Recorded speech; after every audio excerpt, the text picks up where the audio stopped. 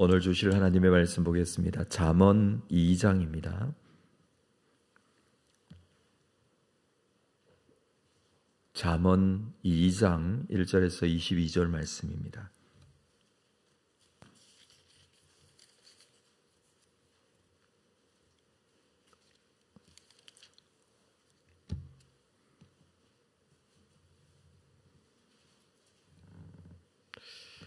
한 절씩 교독하겠습니다. 잠언 2장입니다.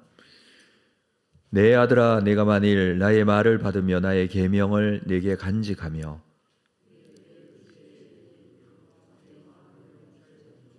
지식을 불러 구하며 명철을 얻으려고 소리를 높이며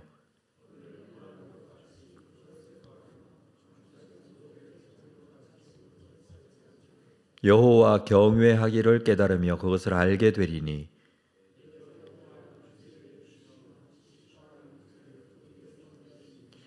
그는 정직한 자를 위하여 완전한 지혜를 예비하시며 행실이 온전한 자에게 방패가 되시나니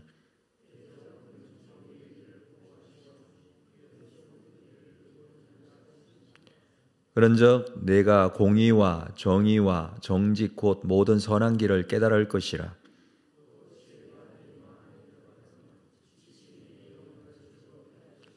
근신이 너를 지키며 명철이 너를 보호하여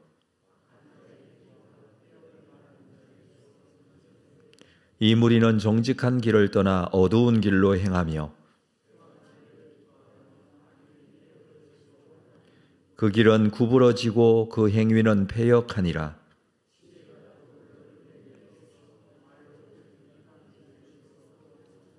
그는 젊은 시절의 짝을 버리고 그의 하나님의 언약을 잊어버린 자라. 누구든지 그에게로 가는 자는 돌아오지 못하며 또 생명길을 얻지 못하느니라.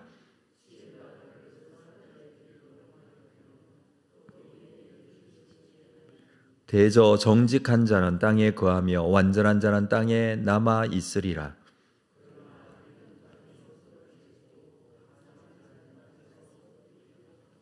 아멘. 잠언의 말씀은 지혜의 말씀이라고 할 수가 있습니다. 지혜가 무엇인지에 대해서 말해주고 있습니다.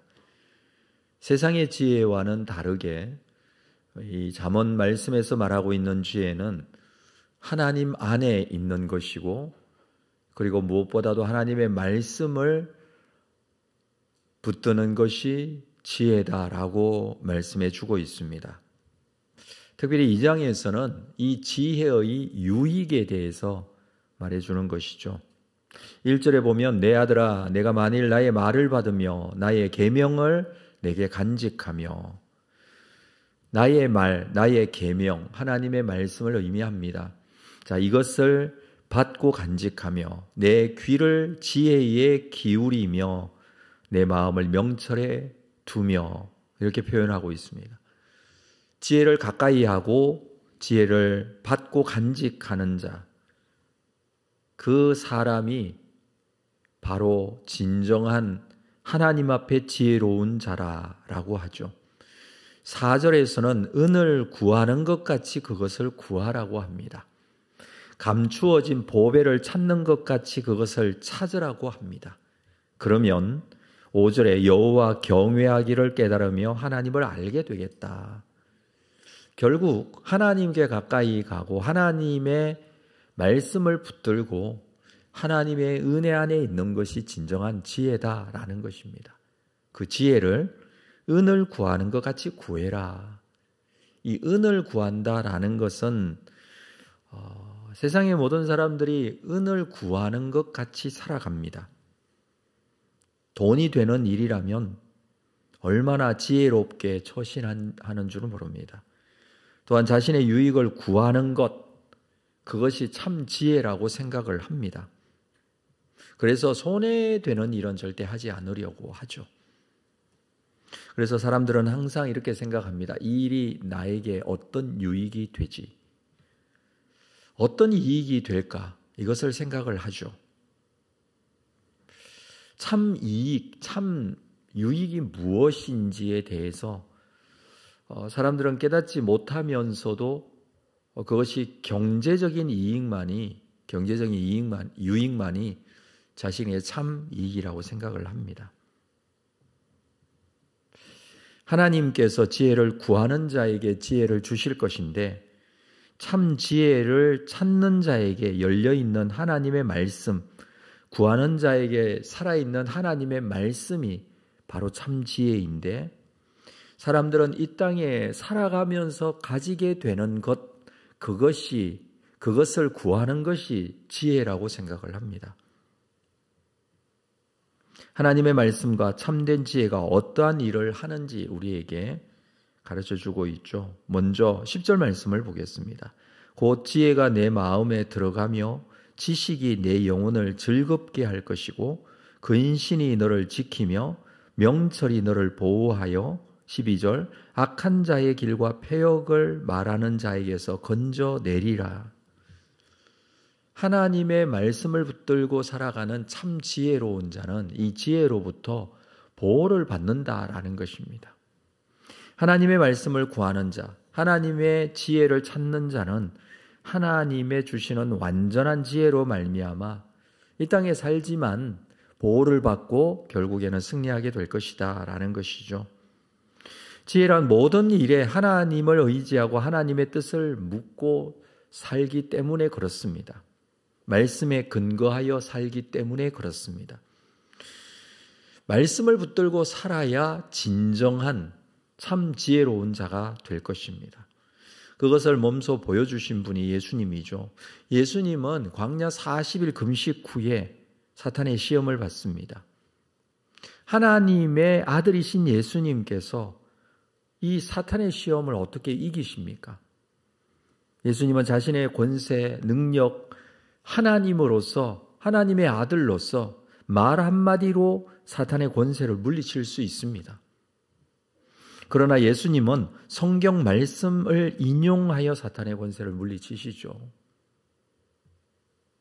신명기에 있는 말씀 그대로 자신의 상황, 이 사탄의 시험 내용에 그대로 말씀을 하십니다. 그 말씀으로, 신명기에 있는 그 말씀으로 자신의 보호자로 여기셨다라는 것입니다. 말씀을 붙들고 말씀의 보호를 받으신 것입니다. 그래서 하나님의 말씀을 붙드는 자, 참 지혜로운 자는 그 말씀의 보호를 받을 수 있습니다. 그래서 오늘 11절에 근신이 너를 지키며 명철이 너를 보호한다라는 표현을 써주고 있는 것이죠. 뿐만 아니라 이 지혜로운 자, 참 하나님의 말씀을 붙들고 하나님 안에 거하는 자는 이 지혜로 말미암아 복을 받게 됩니다. 성도는 하나님의 지혜로 복을 받고 사는 자, 그 복은 이 세상에서 결정되어질 것만이 아니라 이 복은 마지막 때에 완전히 결정되어집니다. 마지막 21절을 볼까요? 대저 정직한 자는 땅에 거하며 완전한 자는 땅에 남아 있으리라. 반면에 22절 그러나 악인은 땅에서 끊어지겠고 간사한 자는 땅에서 뽑히리라 라고 합니다. 지혜로운 자는 여기서 말씀하고 있는 21절 말씀과 같이 정직한 자입니다. 그리고 완전한 자입니다. 왜 그렇습니까? 하나님을 믿고 의지하기 때문입니다.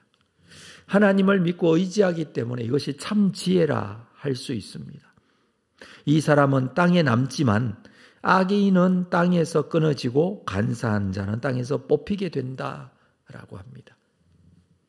마태복음 7장에 예수님께서 산상수훈을 말씀하시는 중에 지혜로운 건축자와 어리석은 건축자에 대한 말씀을 하십니다. 그 두 사람이 지은 집은 사실 똑같습니다. 사용한 재료가 똑같고 모양도 똑같고 모든 것이 다 똑같습니다. 차이가 난다면 어디에 지었느냐, 장소가 차이가 날 뿐입니다. 지혜로운 자는 반석 위에 짓고 어리석은 자는 모래 위에 짓습니다. 그리고 또 하나 차이가 난다면 결국 어떻게 되는가? 마지막에 어떻게 되는가입니다. 결국이 차이가 나죠. 예수 그리스도의 반석 위에 서지 못한 모든 건물들은 무너져 내릴 수밖에 없습니다.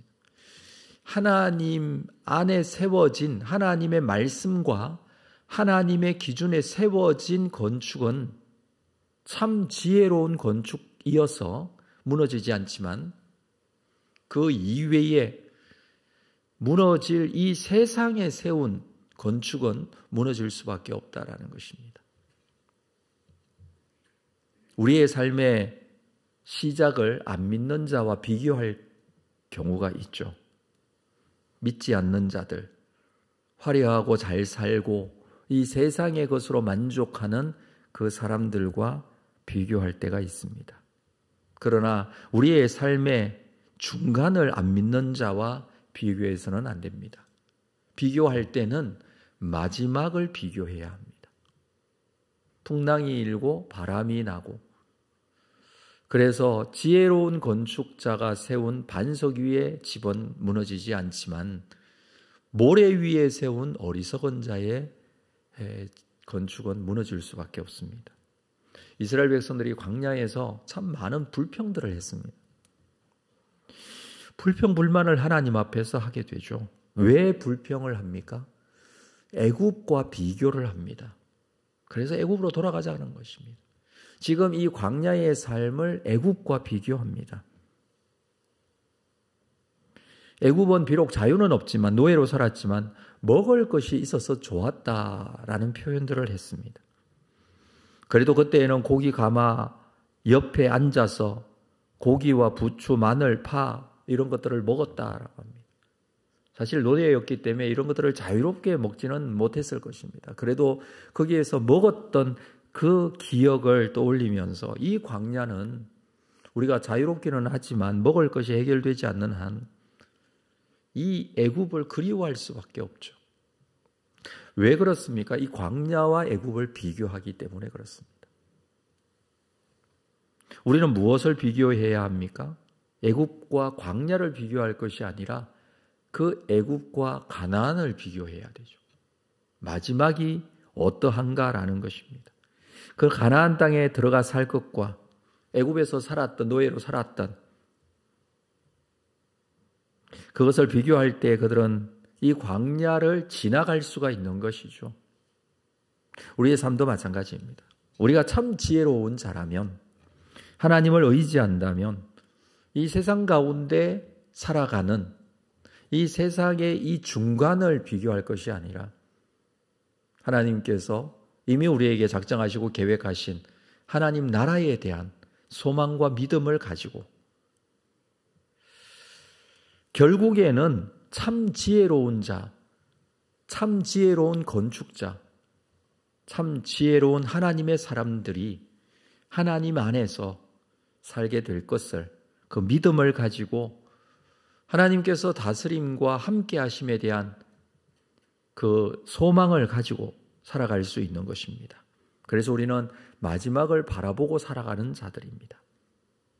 표대를 향하여 나아갔던 바울처럼 오늘도 한 걸음 내딛는 믿음의 성도들이 되시고 이것이 진정한 지혜라는 사실을 기억하고 하나님 안에서 말씀 안에서 믿음 가운데 승리하는 여러분들 다 되시기를 주의 이름으로 축복합니다. 기도하겠습니다. 하나님 아버지, 오늘도 하루를 시작하며 이 잠언의 말씀을 읽었습니다. 그리고 말씀을 함께 나누었습니다. 참 지혜가 무엇인지에 대해서 그 지혜가 어떤 유익이 우리에게 있는지에 대해서 말씀을 나누었습니다. 알고 있고 믿고 있지만 흔들려 잊어버릴 때가 있습니다. 하나님의 말씀이 지혜이고 하나님 안에 거하는 것이 참 지혜임을 우리가 다시 한번 믿음으로 확신합니다. 오늘 우리의 삶을 이 말씀 가운데 믿음 가운데 서게 하여 주시고 세상을 비교하거나 따라가는 어리석은 행동하지 않게 하시며 주님의 거룩하신 뜻 가운데 우리의 믿음을 올바로 세워 진정한 표대를 향하여 나아가는 믿음의 사람 다 되게 하여 주옵소서. 예수님의 이름으로 기도합니다. 아멘. 하늘에 계신